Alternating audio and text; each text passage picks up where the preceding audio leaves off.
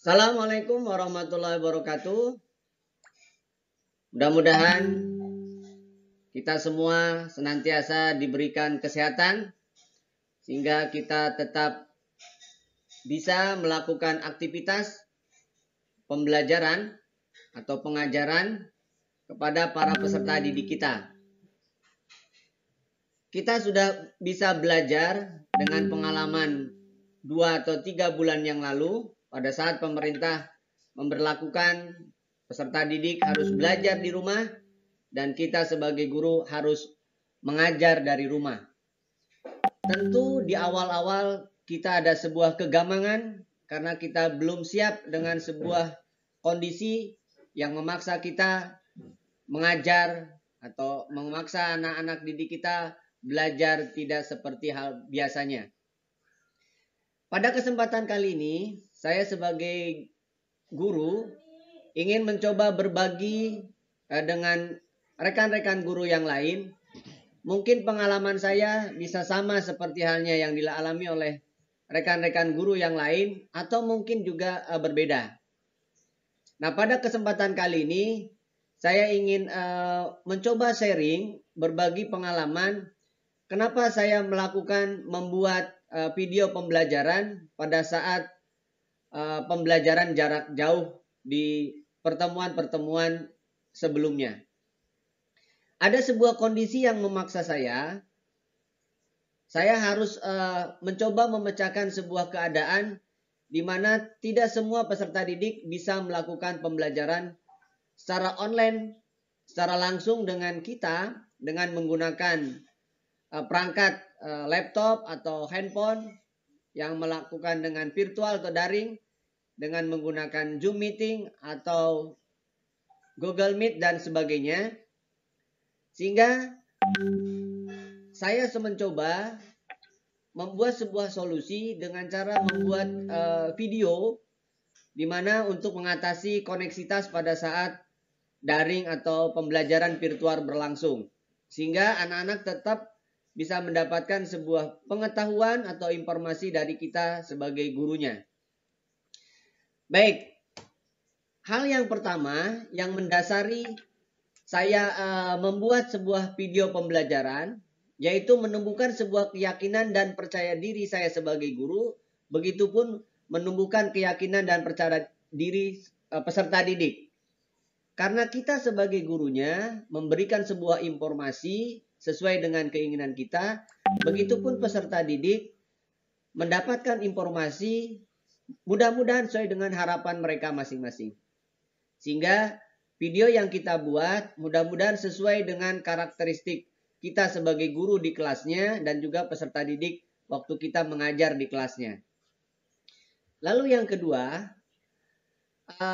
memecahkan sebuah kendala dari sebuah kondisi dengan memberikan sebuah solusi karena banyak kendala yang dihadapi pada saat kita melakukan pembelajaran jarak jauh tanpa dilakukan seperti halnya kita membuat atau menyajikan sebuah video. Anak-anak kalau hanya diberikan teks berupa tulisan, baik dalam Word ataupun PDF atau PowerPoint, tanpa ada sebuah suara kita, maka tentunya ada sebuah kekhawatiran dari kita, anak-anak belum bisa menyerap secara utuh apa yang kita inginkan. Yang kedua, suatu kendala pada saat kita melakukan daring atau pembelajaran virtual secara online kepada anak-anak, tentu tidak semua anak-anak didik kita memiliki akses yang sama, misalkan perangkat yang cukup, kemudian pulsa yang cukup, sehingga harus melakukan pembelajaran secara langsung dengan kita. Maka tentu dengan membuat video, mudah-mudahan anak-anak bisa melakukan pembelajaran tanpa harus kita batasi waktunya secara online. Lalu yang berikutnya, anak-anak bisa saja melihat video kita kapan saja dan tentunya di mana saja anak-anak bisa lakukan. Kemudian yang berikutnya, anak-anak juga bisa melihat berulang-ulang apa yang kita sajikan dalam video tersebut apabila anak kita ada ketidakpahaman di dalam sebuah materi yang kita sajikan. Itu mungkin 4 poin yang menurut pendapat saya alasan kenapa saya secara pribadi harus membuat sebuah video pembelajaran saat pembelajaran jarak. Nah, yang saya lakukan menurut pendapat saya yang mudah menurut pendapat saya adalah karena kita sudah memiliki sebuah bahan yang biasa kita lakukan di kelas kita, maka yang bisa kita lakukan adalah memodifikasi bahan yang sudah ada. Yang sudah ada kita modifikasi. Yang pertama adalah kita mencoba memasukkan suara kita ke dalam slide-slide yang kita miliki, atau kita mencoba menjelaskan dengan narasi-narasi yang ada dalam diri kita dari teks-teks yang kita sudah berikan atau kita sajikan dalam baik dalam Word maupun dalam PDF, bahkan dalam PowerPoint yang biasa kita lakukan di kelas. Kemudian kita mencoba memaksimalkan PowerPoint. Nah, memaksimalkan PowerPoint di sini maksudnya adalah memberikan efek suara dari kita, kemudian mencoba merekam apa-apa yang ada di PowerPoint dengan memasukkan narasi kita. Kemudian nanti kita coba modifikasi sesuai dengan keinginan kita. Apabila narasi yang ada dalam teks PowerPoint itu tidak lengkap atau belum lengkap. Kemudian mengubahnya menjadi sebuah video agar anak-anak bisa menontonnya langsung tanpa harus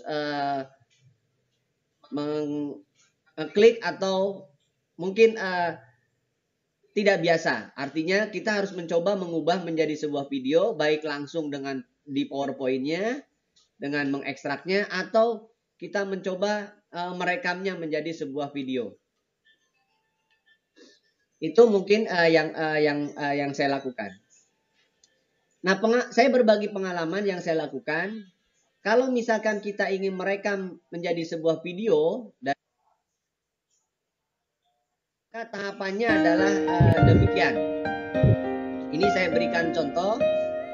Bisa saja teman-teman diawali di slide-nya dengan musik biar anak-anak tidak garing atau tidak bete, sehingga kita berikan di salah satu slide-nya dengan musik atau mungkin dengan hal-hal yang menarik di awal. Kemudian bisa juga kita menambahkan di slide kita agar PowerPoint yang kita miliki bisa hidup, sehingga anak-anak bisa mudah-mudahan tertarik dengan apa yang ada disajikan dalam teks yang tertulis. Nah, yang pertama yang perlu kita lakukan adalah yaitu dengan cara merekam langsung PowerPoint yang kita miliki. Berarti kita membuat slide presentasi yang sudah kita jadikan, sudah kita maksimalkan, baik sudah kita isi dengan suara kita maupun kita ubah narasinya sedemikian hingga menurut pendapat kita cukup untuk membekali anak belajar secara mandiri. Jadi yang pertama, kita buat slide presentasi yang maksimal untuk bisa dikomunikasikan dengan anak dengan baik. Lalu kita jadikan sebuah video. Yang pertama tadi kita coba buat dengan cara klik file, lalu kita coba convert ke video yang ada di PowerPoint itu. Jadi kita klik file, kemudian kita akan coba convert ke dalam sebuah video.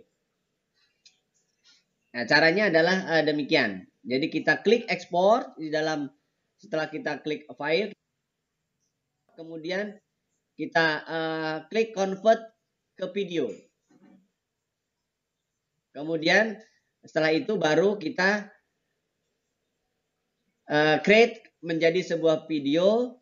Terserah kapasitasnya seperti apa yang maksimal atau yang sesuai dengan yang ada di dalam PowerPoint-nya. Tinggal klik langsung lalu kita simpan. Dan sudah jadi sebuah video. Apabila dalam isinya besar, maka tentu membutuhkan waktu yang cukup lama. Itu kalau cara langsung.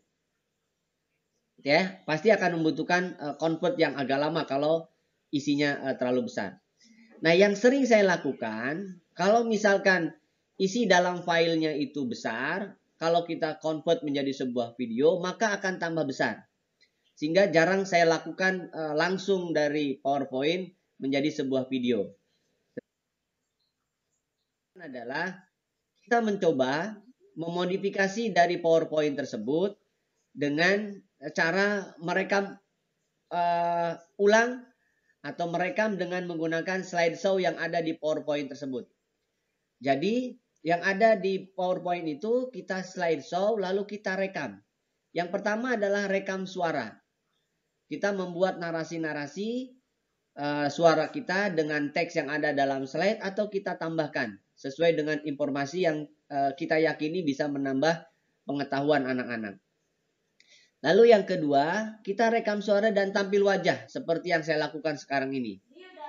Nah, ini tentunya bisa dilakukan di PowerPoint 2019. Ya. Kemudian rekam tulisan langsung, artinya berarti kita harus menggunakan alat tambahan, atau kalau laptop Bapak Ibu sudah touchscreen bisa langsung menggunakan pen yang bawaannya, atau kita beli alat tambahan untuk menulisnya, seperti halnya kita layaknya menulis dalam sebuah papan tulis, seperti halnya contoh yang akan saya berikan di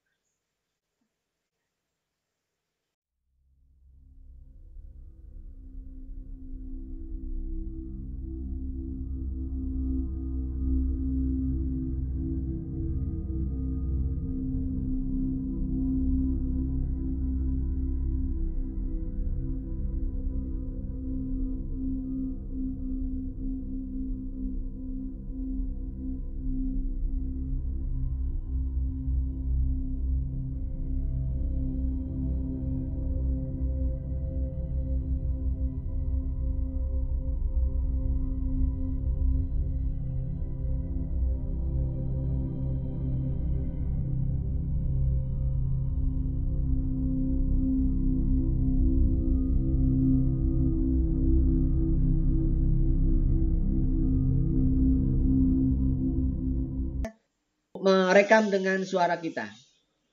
Artinya kita rekam dengan narasi kita, menambahkan suara kita. Atau misalkan kita menulis langsung di slide yang masih kosong dengan menggunakan alat yang tadi saya sebutkan, alat bantunya yaitu Wacom, atau mungkin jenis-jenis yang lain yang bisa menulis langsung di papan seperti hanya slide kosong ini.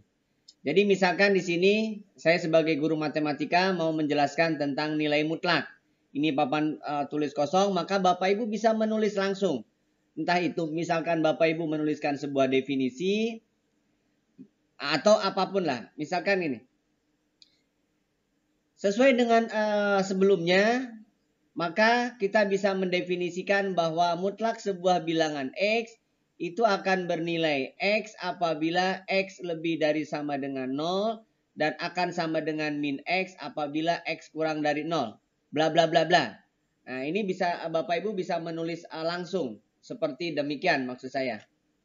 Gitu ya. Jadi kita isi tulisan-tulisan ini. Setelah Bapak Ibu melakukan perekaman dengan PowerPoint, kemudian Bapak Ibu simpan, maka tentu filenya cukup besar. Nah, yang saya lakukan adalah merekam ulang hasil modifikasi dari PowerPoint tersebut dengan menggunakan Pastune Capture. Yang pertama tentunya download dulu, karena di dalam PC kita atau di dalam laptop kita tentu belum ada secara otomatis yang namanya Pastune Capture itu. Jadi kita download, ikuti prosedurnya seperti hanya mendownload aplikasi-aplikasi yang lain. Nah, setelah berhasil, langsung kita gunakan hasil downloadan tersebut dengan cara langsung aja mengklik ikon dari Pastune Capture-nya itu, yang di sini ada lambang yang warna merah dan warna hijau. Bapak Ibu tinggal klik saja. Kemudian setelah itu nanti akan muncul pilihan. Yang Bapak Ibu, karena kita menggunakan video, maka Bapak Ibu klik yang bagian ketiga dari kanan. Nah, nanti setelah itu Bapak Ibu bisa atur apakah kita mau full, apakah mau kita sebagian saja. Artinya bagian bawah itu kita tidak rekam. Tapi boleh juga Bapak Ibu memilih seluruhnya. Ya. Lalu setelah itu Bapak Ibu klik start. Nah, kalau sudah klik start, maka sudah memulai perekaman. Jadi Bapak Ibu tinggal klik PowerPoint-nya, jalankan PowerPoint-nya dengan menampilkan show-nya di slide show aja langsung, mulai dari slide pertama sampai slide terakhir, kapan berakhirnya. Kemudian Bapak Ibu tinggal klik tombol berhenti yang ada di bagian bawah. Kalau Bapak Ibu misalkan tidak semua layar yang ditajikan, maka nanti akan muncul di sini tanda persegi hitam. Nah, tinggal Bapak Ibu klik, kemudian Bapak Ibu bisa hapus kalau seandainya tidak sesuai. Bapak Ibu bisa lanjut kalau misalkan tadinya berhenti, bisa lanjut atau bisa langsung save. Nah, kalau habis langsung save, lihat dulu. Nanti bisa dilihat apakah hasil rekaman kita sesuai dengan yang kita harapkan. Kalau seandainya tidak sesuai, maka Bapak Ibu edit sampai sesuai dengan harapan kita. Saya kira itu mungkin yang sering saya lakukan hasil dari rekaman tersebut. Karena bentuknya bukan MP4, maka yang saya lakukan adalah saya upload ke YouTube. Sehingga nanti akan terlihat di YouTube anak-anak lebih mudah untuk mengaksesnya. Tidak perlu aplikasi-aplikasi yang lain, karena setiap handphone atau setiap laptop biasanya bisa langsung membuka video-video yang ada di YouTube. Mungkin itu berbagi pengalaman yang saya lakukan, cara merekam yang saya lakukan. Mudah-mudahan bermanfaat. Assalamualaikum.